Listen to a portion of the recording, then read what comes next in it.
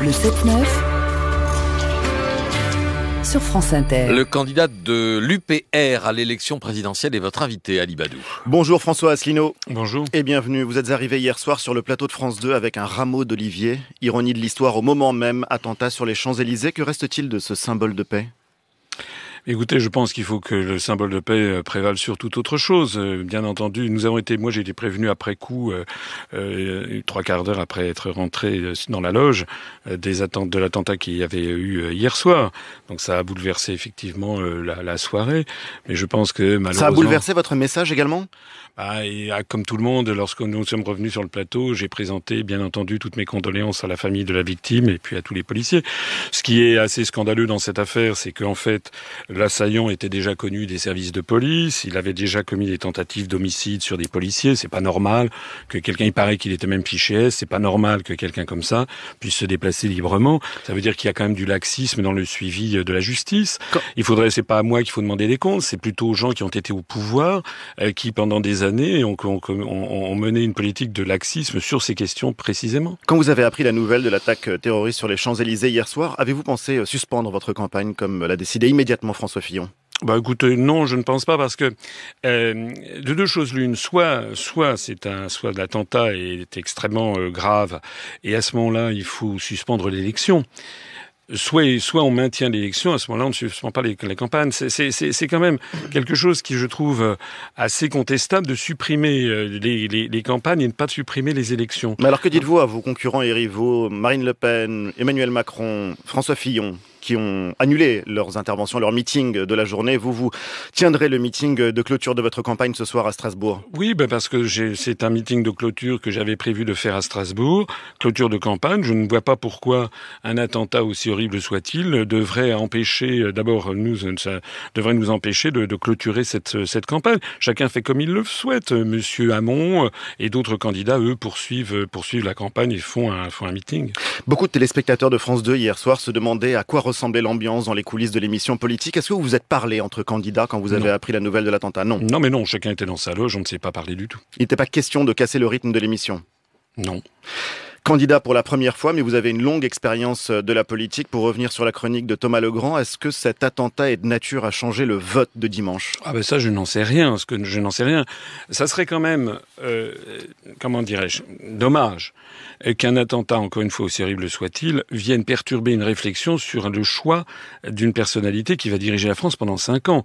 Les Français, je pense, doivent réfléchir, et je m'adresse ici à tous ceux qui hésitent encore, et en particulier aux abstentionnistes, à voir quelle est la personnalité qu'ils ont en face d'eux, quel est son sang-froid, quelle est sa connaissance des dossiers, et quel est le projet qu'ils proposent pour la France, notamment rétablir ou non ce que j'appelle, moi, la démocratie, c'est-à-dire rendre au peuple le pouvoir. Puisque vous parlez de sang-froid et de personnalité, est-ce que vous regrettez d'avoir été emporté par la colère sur le plateau de CNews quand on vous demandait le prix d'un porte-avions? Oui, parce que j'ai pas eu affaire à un journaliste, j'ai eu affaire à une espèce de tribunal inquisitorial.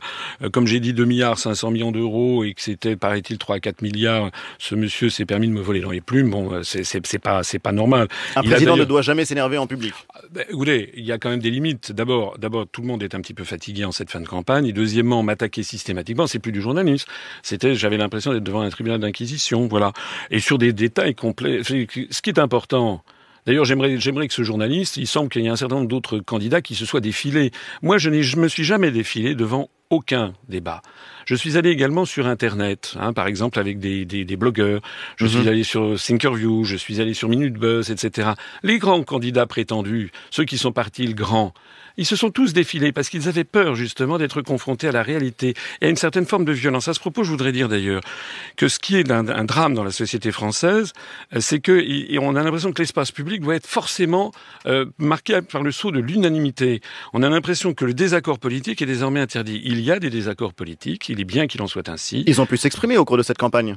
Les désaccords politiques, oui.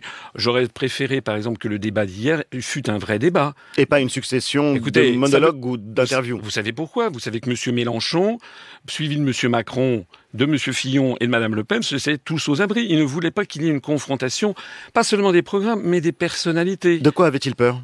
d'une confrontation des personnalités, de voir leur capacité de réaction à un débat, de voir comment ils connaissent ou non leur dossier, de voir quelle est la cohérence de leur programme. Moi, j'aurais bien aimé pouvoir montrer devant tous les téléspectateurs que mes contradicteurs, en fait, leurs promesses, il y en a 90% qui ne sont inapplicables dans le cadre des traités européens qu'ils refusent de dénoncer par ailleurs. Vous avez eu l'impression d'avoir pu faire passer l'essentiel de vos idées au cours de cette campagne? Écoutez, je pense que... Beaucoup de candidats à la présidentielle ont critiqué les médias. Vous en faites partie? Eh bien, écoutez, pour une fois, je vais pas dire ça. Je trouve que, bon, je n'ai pas été spécialement bien traité. J'ai dû avoir à peu près un 2% de la part d'audience, de la part de, comment dirais-je, consacré par les médias, du temps de parole consacré par les médias. Mais j'ai quand même fait passer un certain nombre de messages très importants. Et puis, 2%, c'est un peu contestable comme il y a d'où eu vient ce chiffre.